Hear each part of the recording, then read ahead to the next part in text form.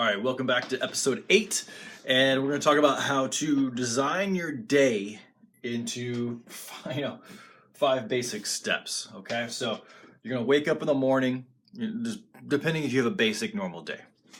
You have to wake up, breakfast, lunch, dinner, sleep. Okay, so when we set these times up or these events, I don't want to put time because you're not going to eat breakfast, lunch, and dinner the same time every day. More than likely. Like if you have a really good strict schedule and you stayed on time, good, you do. But you're probably not waking up at the same time every day. And you're probably not going to sleep at the same time every day. Like we have late dinners and movies and parties and clubs and activities and boyfriends, girlfriends, wives, and kids. Like we just have stuff that comes up. We have plans. So what do? First off, let's take the time element out of it. You wake up, what's the first thing you do? You might make coffee. You might make breakfast. Maybe you do a morning mindful meditation. I don't know. It's up to you to choose what you want to do in the morning.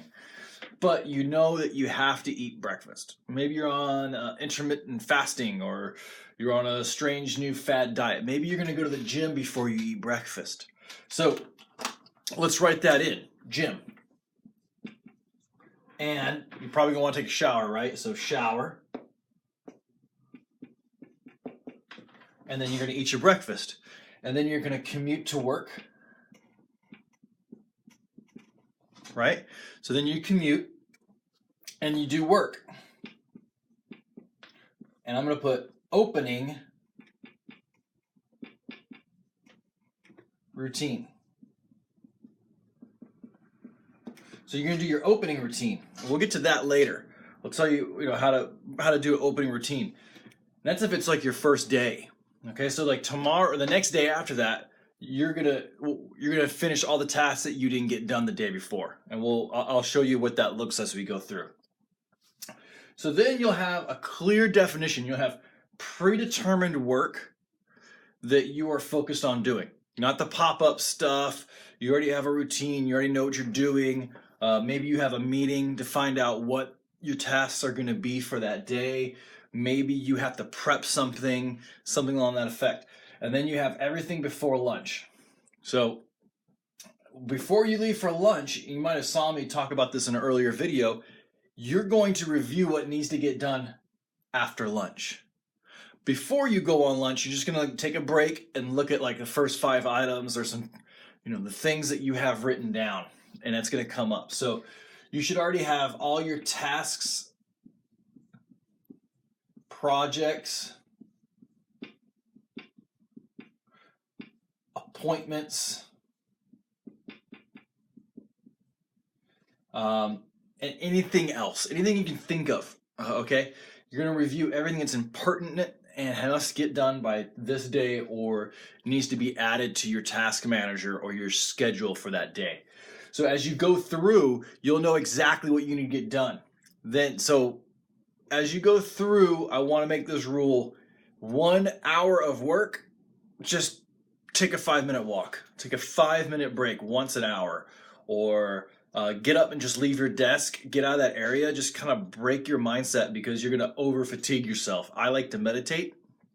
I have a Om meditation where I have monks that go, oh.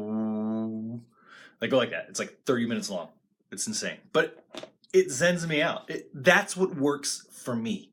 So find an activity that works for you personally that you can use to zen out for like 5 minutes. I can go get coffee or something like that. It's fine. But a 5 to 10 minute break max. Then come back and just pick up right where you left off. As you get to lunch, and they say, hey, let's say we work together and you said, hey, Adam, let's go get lunch. It's like, okay, great. Give me 5 minutes. I just need to look over some stuff. I'm going to take that moment, find a stopping place in my duties or my tasks, and then I'm going to see what I need to do between lunch and dinner. Okay? So obviously I know I need to wrap some things up. I'm going to see what deadlines I have to get done and make sure that I'm all caught up. Because if I need to work through lunch and say, hey, I need to renege on my commitment to going to lunch with you, I have way too much work that I realized. I need to stick here and I'm going to have delivery. That just shows your commitment to tasks. Now, if you have enough time and you go to lunch, when you go to lunch and you have like, if you know, you're like some people, they go out to lunch, they eat a shitload of food, they eat a bunch of food, they come back to the office, they're lethargic, they're tired. Maybe it's really hot outside, it's in the summer, and you're just kind of in a funk. You can't get back into that motion. You can't get back in that groove, that flow. Well, we're going to circumnavigate that by you already having predetermined work. You don't have to guess. You don't have to think twice. You already know the phone calls you're going to make. You already know the appointments you're going to attend. You already know the meetings. You already know the documents you're going to get done. You already know what you're going to clean or what. It could be anything around the office, okay? Or in the home, because you're a personal assistant or you're executive assistant. So you can have a lot of clarity on what needs to get done. You also know what time to come back from lunch. Okay, so as you come back from lunch, now you have all this stuff. Now, you may or may not have dinner at work. Depending on what your job is and your duties and your responsibilities, you may or may not have dinner at work. But you may have to drive somewhere, get on maybe a subway train or a city bus to get back home. So that's a gap of time. What can you do during that gap of time? We'll talk about that, okay? So it could be a podcast, read a book, listen to a book, call somebody. Calling somebody on the bus and the train is kind of dreadful, isn't it? It's noisy. So I always feel bad when I call people and I'm in San Francisco right now. I'm on a Muni or a trolley. It's so loud and there's so many people. But so thinking ahead is going to help you plan all that out. Then once you have dinner, like, hello, what are you having for dinner? If you're like me and you're in a committed relationship and you have a girlfriend, then you know that conversation is going to come up. Hey, what are you doing? What's for lunch? What's for dinner? What's for breakfast? So for me, in my relationships and in my business agreements and what I have is I really like being a leader. I like going forth and taking charge and getting things done. So I already know what I want to have for dinner. I already know what I want to have for lunch. I have it all a little bit planned out or have an idea because I don't want to use the creative energy that's going to burn more energy and drain me.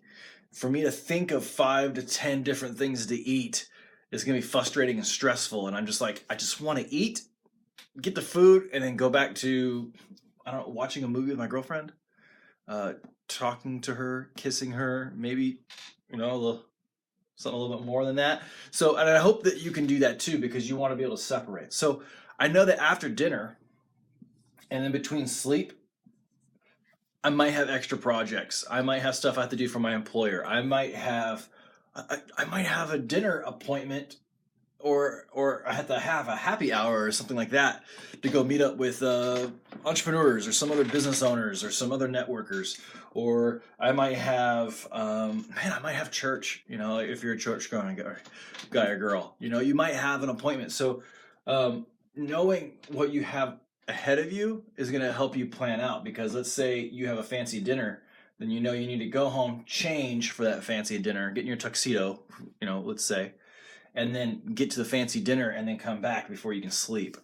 And this is going to help you plan out your day. This is going to drastically reduce your stress if you follow the steps.